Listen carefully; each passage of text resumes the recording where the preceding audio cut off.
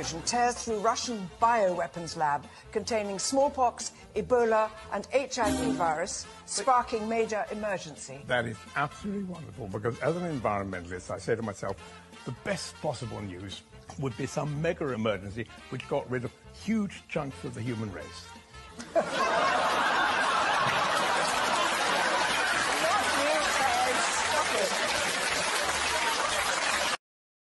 My tiny bit simmer.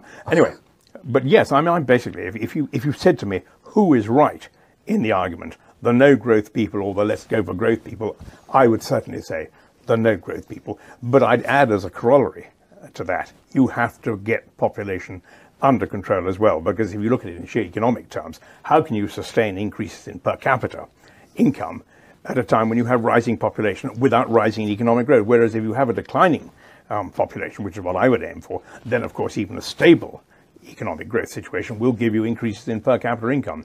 So that's where I stand on that. Do you have a sense of what the carrying capacity of Britain is, or of the world as a whole? Or? Well, Britain, I put it at 10 or 15 million.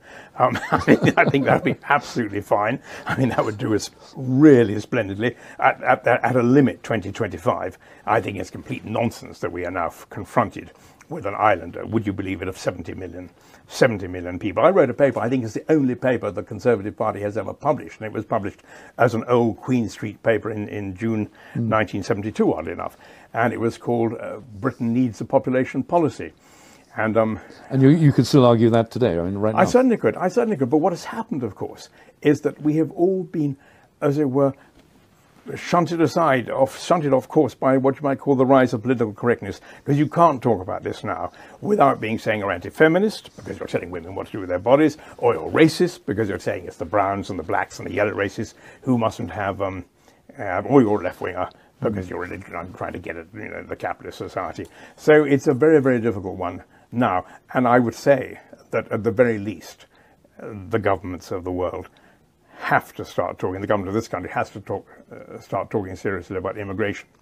Because if you look at the rise in Britain's population now, you will see that, as it were, there is a really serious differential in the fertility of the immigrant population to the fertility of what you might call the indigenous population.